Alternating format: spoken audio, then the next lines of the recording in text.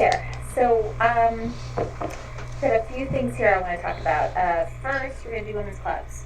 Um, so, let me just kind of briefly kind of sum up this movement for you. So, we're in the progressive era. This is the end of the 19th century. Sometimes it's called the Gilded Age because there's these huge discrepancies in wealth. Mark Twain coined that phrase. It means that something's gilded. It means the outside of it looks really beautiful, like it's like solid gold. But if you scrape away at the surface, you can see that it's not. It's just been covered in gold. So like maybe a frame of a mirror, right? It looks like solid gold, but if you scrape away, it's just been plated in gold. And that's this period of time is sometimes referred to as the Gilded Age because that it looks really great. There's lots of wealth, but most people don't have access to that wealth. And so that period of reform that we saw before the Civil War is going to happen on a much larger scale here at the end of the 19th century. And when we talked about reform before and before the Civil War, we said it was really just a small number of people. It was in the North. If they were involved in any kind of activity, it was probably temperance. Now we've got all sorts of different ways women are getting involved. They're going to be in a club, and not nearly everyone's going to be in a club if they're a middle or upper class woman. They can be in the temperance movement, the WCTU. They might work in the settlement house movement. They might be in the WTUL. So there's all different ways that women can participate now in reform, much bigger scale than we saw before. And so the club movement, what this was, I mean, really, like, there are dozens and dozens of clubs in every community. And initially they start out as like learning method, right? I mean, these women's daughters can go to college, but these women in the clubs, they didn't have access to college. And so initially the clubs might start out as like, you know, somebody comes and talks about art or they talk about literature. It was a way for women to learn. But in time, the clubs become philanthropic. And so a lot of the institutions, social institutions like hospitals, orphanages, a lot of these things before the 1930s were built by the efforts of women's fundraising. And so women clubs, you know, coordinated and raised money to get social services created. Um, the woman I have there for the club is Mary Church Terrell. She was a woman of color, and I put her there because I wanted you to think about the differences between white women's clubs and black women's clubs. Sometimes these clubs were integrated, but usually they were not.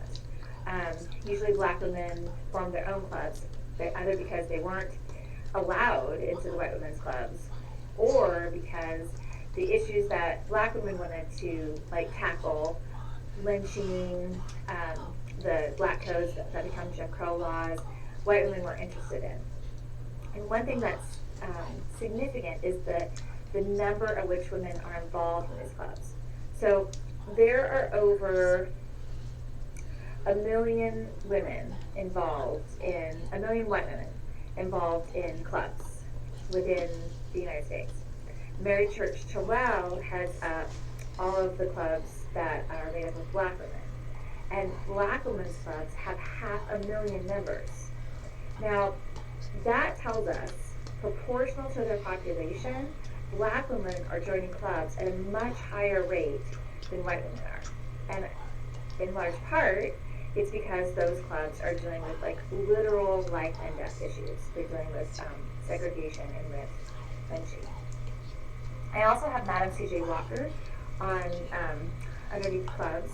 She is like so awesome.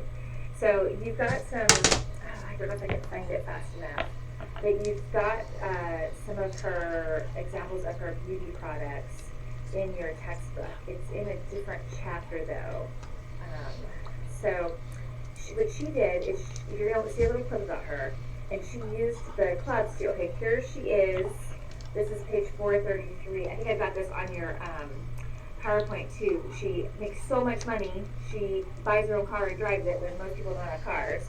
But she was a single parent, and she was super stressed because she was a single parent in a time when, I mean, it would be stressful to be a single parent regardless, but at a time when there's really not support for single parents.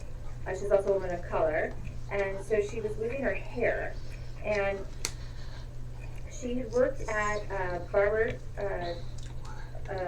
shop, and she also was a laundress. So she had a sense of like how to use chemicals, and so she started making.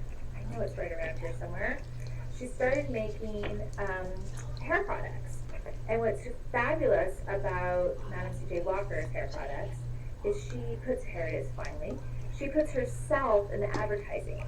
Um, it is page 532 of the fifth edition, chapter 9. She puts herself in the beauty products and uses herself as advertisements. You know, look at my hair. I use the products.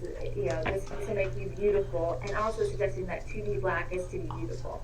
Um, then, as the film club will note, she uses the clubs to like help sell her products, and then this creates a whole like other possibility for women of color to now like sell these products. If you have Netflix, they actually just did a, is it 4 or 6? I haven't had a chance to watch it because I've been a little busy. I suspect you have too, but I caught like the first 10 minutes or so of it's called Self Made, and it looks fantastic.